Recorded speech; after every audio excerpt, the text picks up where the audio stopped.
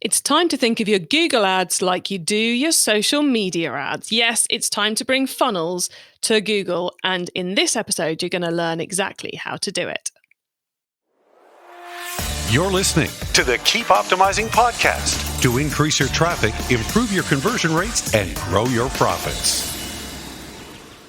Hello and welcome. I'm Chloe Thomas, the host of this Marketing Focus podcast. If you're not familiar with our format, let me quickly run through what it is. Each month, we focus on a different marketing method like email or SEO or Facebook ads. And each week, I interview a different marketing method expert to explore the latest advice on making it work for you. We have spent the year so far exploring the marketing strategies you should consider even to overcome the key new pressures in e-commerce marketing, namely increasing competition levels, the death of cookies, and consumers' interest growth in human connection. So we've covered, we did a month on post-cookie apocalypse digital marketing, and we did another month on offline marketing, which proved very, very popular with you guys. So thanks for tuning into those. And do listen back to those if you're looking for a marketing mix shake-up. This month, we're getting back to normal-ish, and we are going to be all about Google Ads. Yes, I have 5 experts coming up over the next 5 weeks to talk about a channel that's often overlooked, hugely complex, and which has massive potential. We're starting the month with the wide view, going through how to use all the bits of Google Ads together to create the ultimate conversion funnel. Super nice tips coming up. In today's episode, we're exploring how you can make your Google ads function more like your Facebook ads with deploying the right types of ads at the right points in your campaigns, in your buyer's journey. Some really great tips coming out from today's expert. We're going to meet her in a moment, but before we do, please do check out the sponsors. This podcast is brought to you by Klaviyo, the email and SMS platform built just for e-commerce brands. If you're marketing an e-commerce brand, you already know that data changes everything. More data means more power. And if your email or SMS tools can't handle all that data, they're probably holding you back. That's where Klaviyo comes in. Its top-notch personalization and segmentation help you send the right message at the right time, guided by unlimited real-time data from your online store and tech stack. Request a demo at klaviyo.com/masterplan. That's KLAVIYO.com/masterplan. Today, I'm chatting with Google Ads expert Laura Hogan. Laura comes highly recommended for her Google Ads skills by the CEO of one of the UK's leading Shopify agencies, Blend Commerce. So thank you very much for the tip, Adam. Laura is the owner of Sweet Digital, a fully remote digital marketing agency, and has over a decade of Google Ads experience. Hello, Laura. Hiya, how are you? I'm good. I'm really excited to talk to you about this because Google Ads, as the listeners know, I tell them far too often, I used to run a Google Ads agency and I love hearing what's going on in the world I left. But I also love the fact we're going to be talking about how to make all those various bits of Google work together, which I think a lot of businesses really struggle with. But we're kind of get into that in a minute. First off, though, how did you find your way into the marvelous world of Google Ads? I started at an e-commerce business in Birmingham.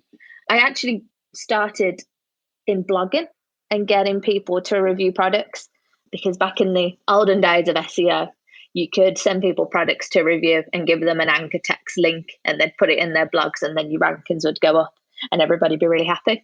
Can't quite do it that simply now. The good old days. The good old days, yeah.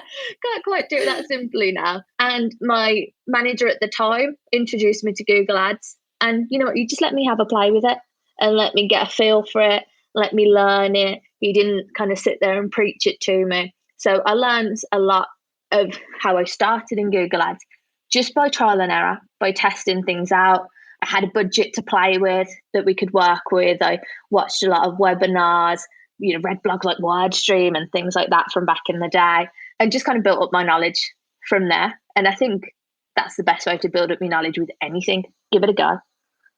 Yeah. And that you clearly got the bug because you're still doing it many years later. Yeah, I like numbers. And my favorite thing with Google Ads is that it's really cut and dry.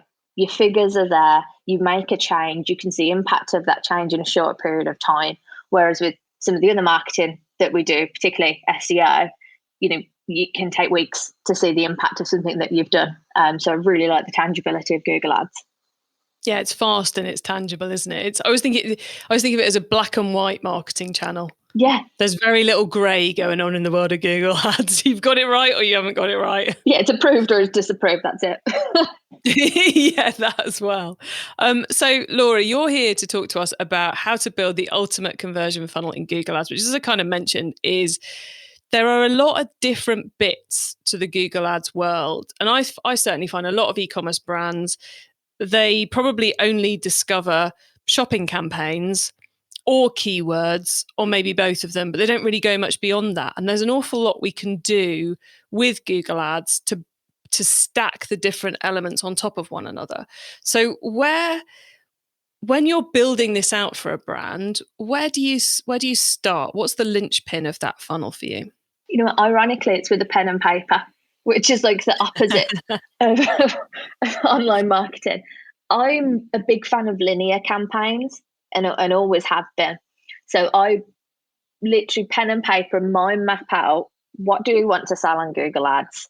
What's our key themes, our key product categories. Then within that category, what are our subcategories that we're promoting?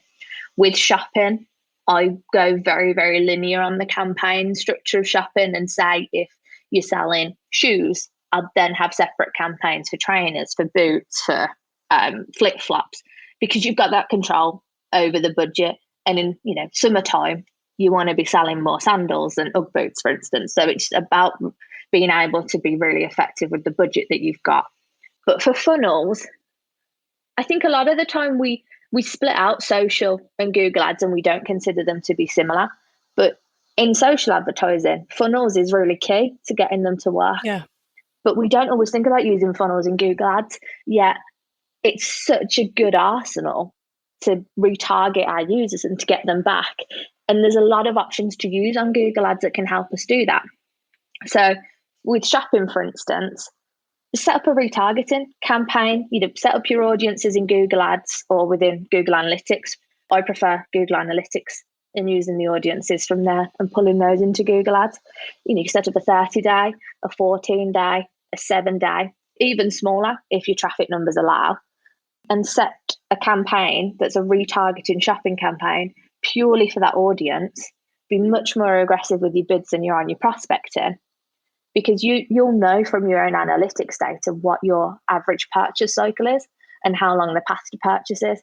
So if you're still then retargeting people as they're coming back and doing their browsing on pricing and looking for codes and elements like that, you're in their head constantly. The frequency that they're seeing you is going to be much stronger, so they're more likely to convert with you. I think that's such a key thing for us to be doing in 2022, because competition levels have gone up so much. If you're not fighting it out further down the funnel, you're going to miss out, because consumers have so many buying options at the moment. And because that's pushing up the cost per clicks and the CPMs, we've got to be that bit cleverer. We've got to put that bit more legwork in, haven't we? And this is really straightforward ways to do that. Yeah, 100%. Our attention spans are so low now that we need to be reminding people that we're there and keep triggering for searches that they do. I mean, I tend to start with a DSA from a prospecting perspective. Can you just say what you mean as a DSA? A dynamic search ad. And what these allow us to do is target via landing page rather than keyword. So say if you've got your shoes top level category page, you can put that in as your target landing page. And then Google's automation will then show your ad for keywords related to your shoes page. So it could be like size 5 red high heel could trigger the ad to show. It's very good for keyword mining, but you don't want to make it too broad because it can run away with itself. Keyword mining. Sorry, I'm going to ask you another one now. What do we mean by keyword mining? To get an idea of what people are searching for and how they're searching, we can do keyword research beforehand, but it's always that, do people put size 5 red shoe, or do they put red shoe size 5, shoe red size 5? And this can just give us a little bit more guidance of exactly how our users are searching. And often it's not quite what we think. Well, I always think keyword research can take you so far, but sooner or later, you've got to see what your customers and the people you can attract to your website actually do on those keywords. And the only way to do that is to put some cash behind it and see what happens, which is where the keyword mining comes in. But I love the idea of using the dynamic search ads where you're going, here's our shoes category, not our homepage, everyone. Not the homepage. We don't want to go that broad. Here's our shoes category. Google, do us some keyword mining. Yeah, show us which is the most popular, how people are searching. And then you can use that data to then go, okay, red shoes are really popular, white shoes no one cares about. I'm going to set up a separate red shoes campaign now. That's, it could be a standard search campaign. You could even then do a separate red shoe shopping campaign if you've got your feed structured well enough with custom labels on it for colour, for instance. So it just gives you some information to then start building out your different funnels. You can set up retargeting based on people who came through from your DSA ad and retarget those people with an ad with an offering, potentially. I always think if you can, it's good to try and put a discount code on any of your retargeting collateral, no matter what platform that's on. But I appreciate we can't always use discount codes.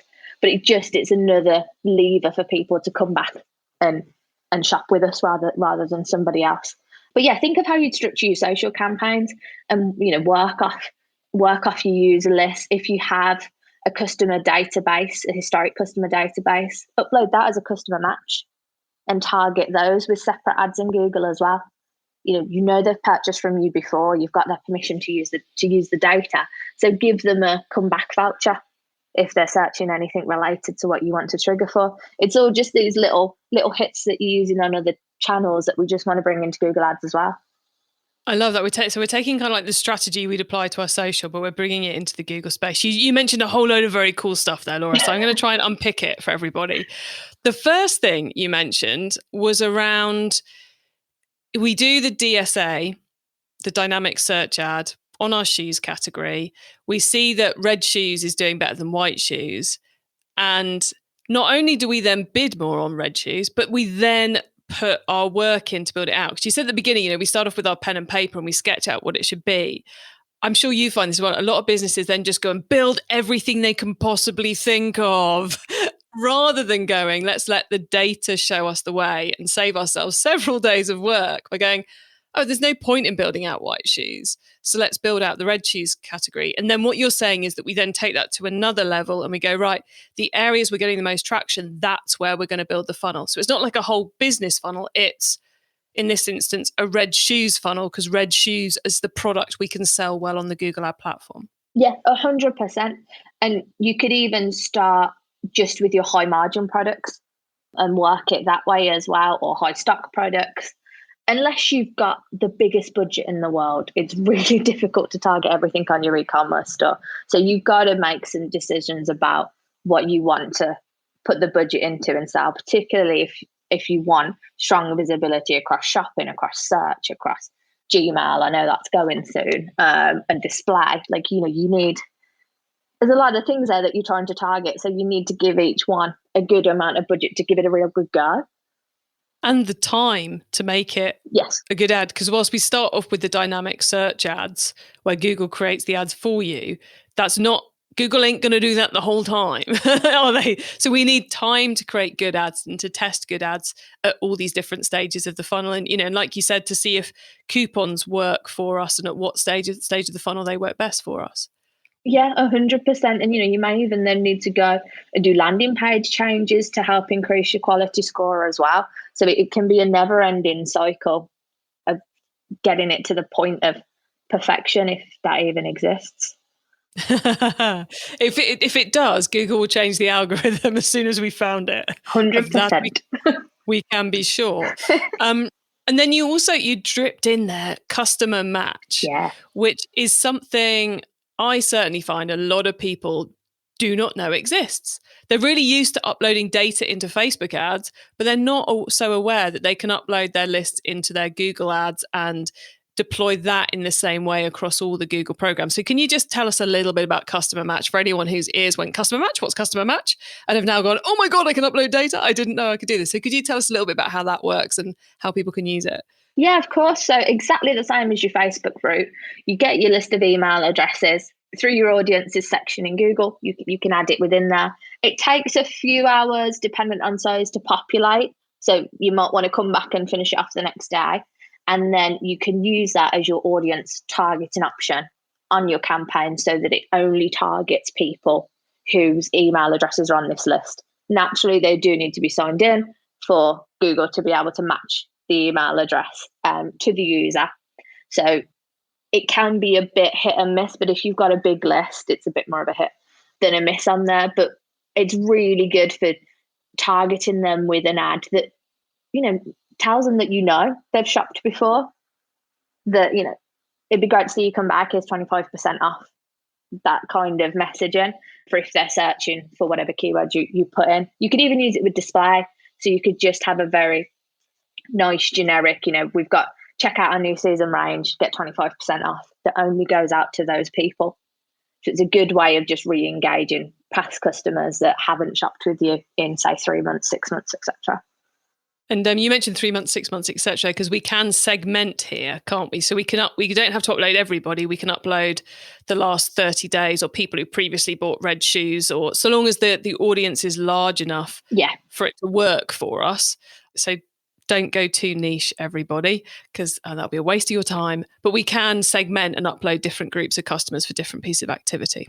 Yeah, 100%. And, think about your naming conventions when you are creating your list and uploading them, just so you know which one's your 30 and your 60 and whatnot. But yeah, you can upload as many as you like as well. And it's just a really nice way of re-engaging people. So let's kind of think about how this funnel that we're going to be creating within Google Ads, how many different bits of Google Ads would you build into it? Not taking it to the nth degree, but kind of where you might get it to when you're optimizing it over, say, 3 to 6 months. How would that kind of adding stuff in process look like? So I'd start with the dynamic search ad to get an idea of what's popular for us. Then I'd bring those out into their own campaigns as prospecting and take them out of the DSA so that we know, okay, we definitively, we're getting a ROAS of 5 on red shoes. So we want to really push red shoes.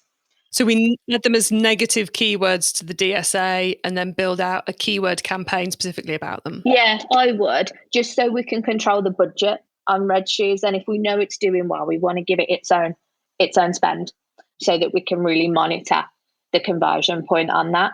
Because we kind of know that our DSA won't have the strongest ROAS out of all our campaigns, and we don't expect it to.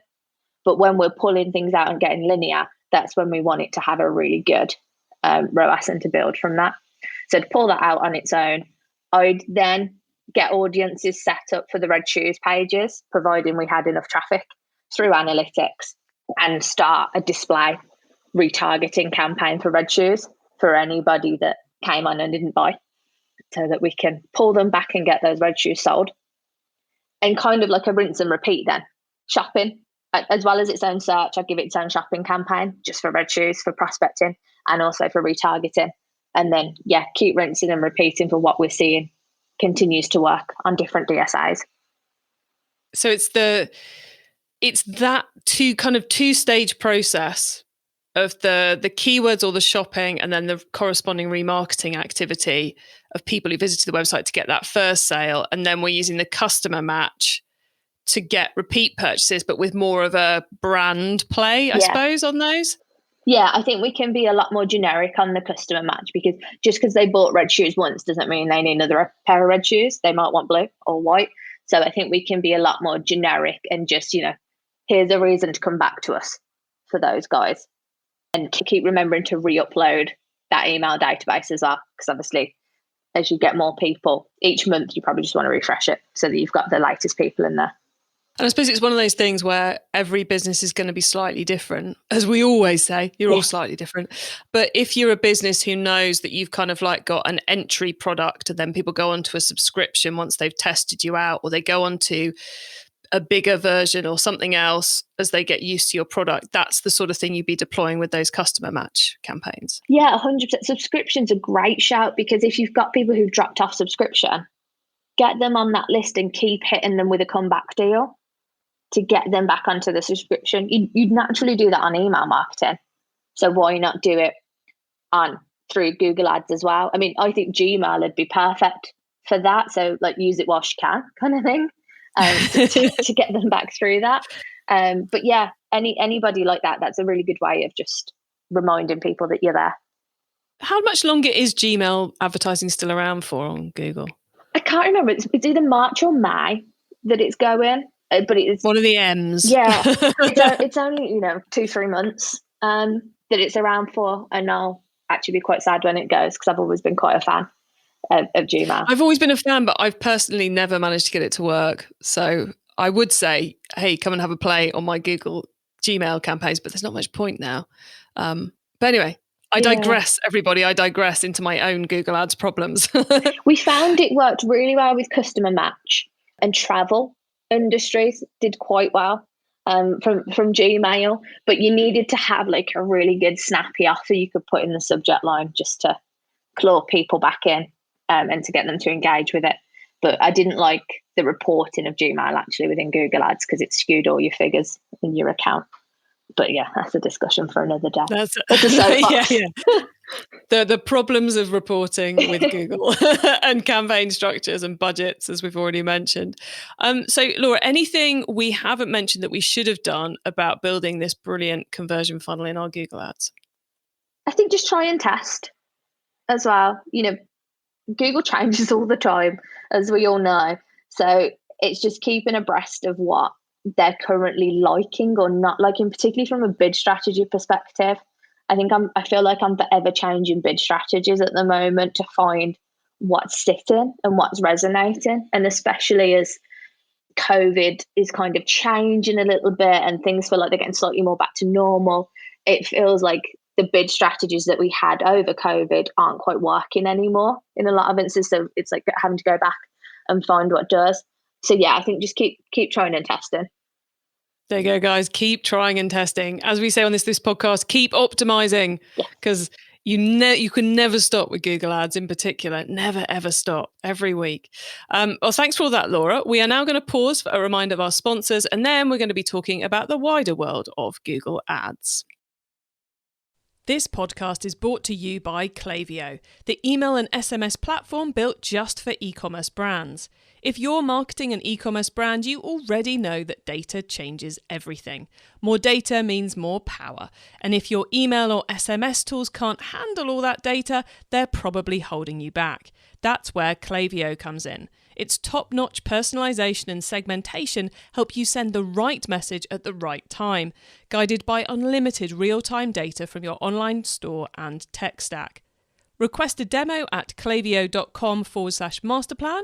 That's klaviyo.com/masterplan. Okay, Laura, so far we've gone deep into how to build the ultimate conversion funnel. Now you get to wow us with your insider knowledge about the whole wide world of Google Ads. Well, I think we've probably mentioned everything already anyway. But for the following questions, your answer can be anything to do with Google Ads, which of course does include everything we've already been talking about. So Laura, are you ready? Yes, mastermind me. Let's go.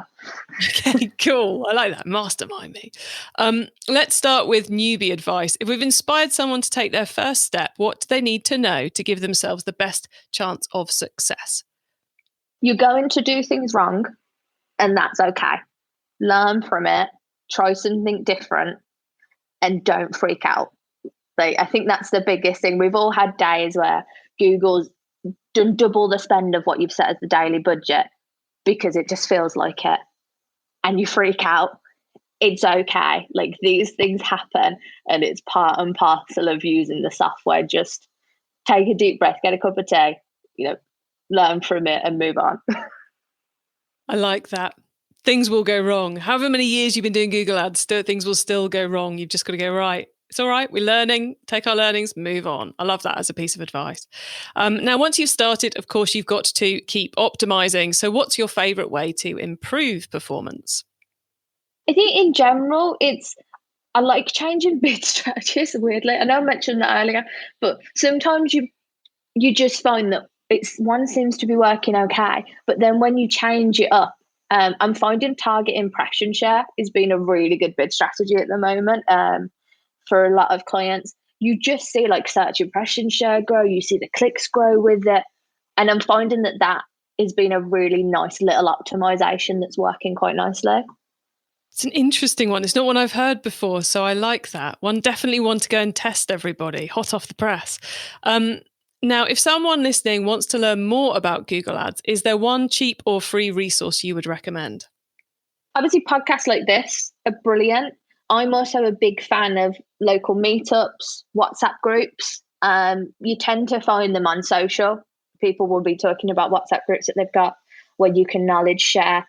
And then, Reddit is actually a really good place for discussion. Obviously, you don't need to mention client names and numbers and things. You can keep it very generic and you can get some really nice advice from there. But I think if you can find a group of people who are in the same industry, doing the same kind of things, that, you all get a WhatsApp group and bounce off each other, it's so useful.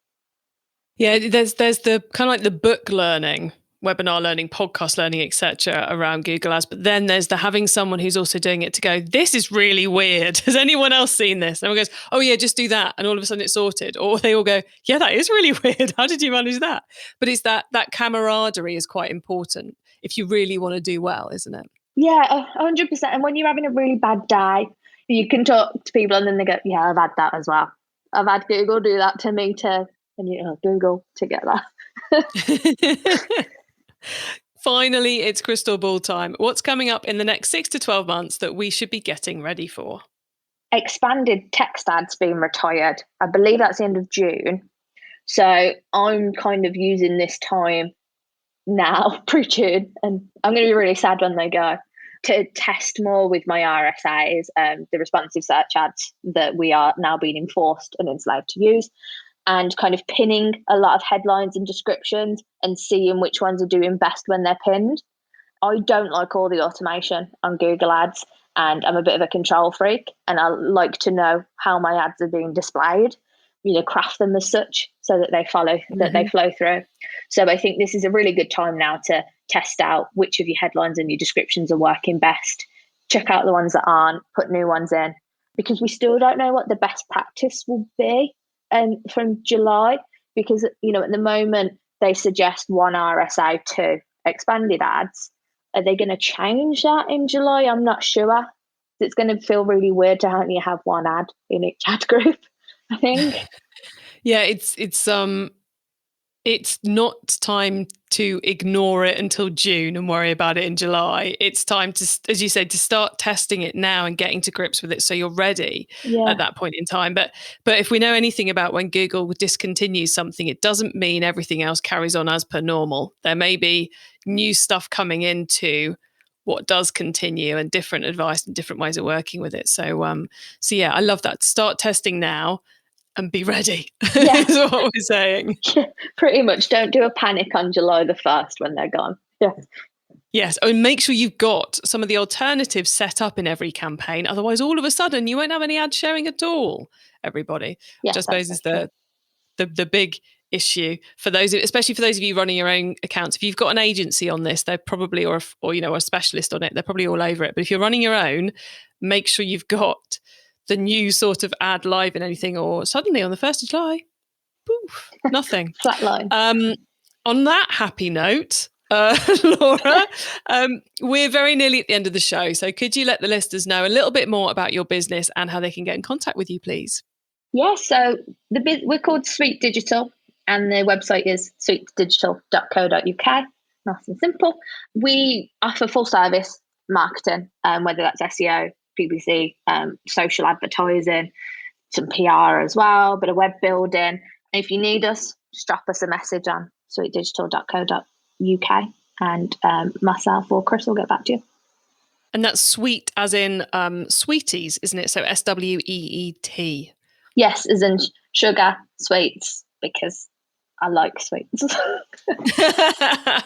And there was never a better reason to name an agency than you like the thing you're calling it. Yeah, it always, whenever anybody asks, it's like, I just really like sweets. So there you go, everyone. sweetdigital.co.uk to get in contact with Laura and her team for any of your digital marketing needs. Laura, thank you so much for being on the Keep Optimizing podcast. It's been really cool explaining to everyone how they can mold all those bits of Google Ads together to create more of a funnel impact than just you're looking for us, here we are impact. So thanks so much for coming on and sharing so much with us. Not a problem. Thank you for having me. So there you go. It is time to think of your Google Ads activity like you think of your Facebook ad and your Instagram ad. Think funnels. Use those tools to, first of all, mine the keywords, find out where the goodness is, where the sales are going to come from, where there's traffic, where there's volume, and then build out those separate stages so you can take people who are searching to your website, use the remarketing activity to bring them back to your website again to make sure they then go through and buy. And then for those people who've previously bought from you, for whom you have data, you can use the display remarketing to bring them back to the site to buy more. So really interesting way of looking at Google Ads there, and loads of very cool tips about key little bits of the platform as well from Laura. You can get links to all the bits and pieces we discussed, the full transcript of the episode, important notes and more at keepoptimizing.com. There you can also sign up to our monthly Q&A webinar. Yes, as part of my mission to help you improve your Google Ads, I've invited all our specialists from this month to join us for a live Q&A session, which is your chance to get your questions answered. To sign up for that, just head to keepoptimizing.com and go to the webinar tab, and there you'll find out how to get all the details. Thank you so much for tuning in to this episode of the Keep Optimizing podcast. If you've enjoyed it, then stay tuned for our next episode because it's going to really help you build on what you've learned in this episode.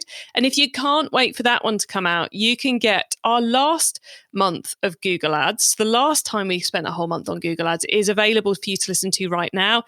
Either head to keepoptimizing.com and go to the Google Ads topic page where you will find our webinar and each of the episodes, their notes and all the rest of it. You can listen right there, or you can scroll back through our feed to episodes 45, 46, 47 and 48, which are full of lots more Google Ads advice.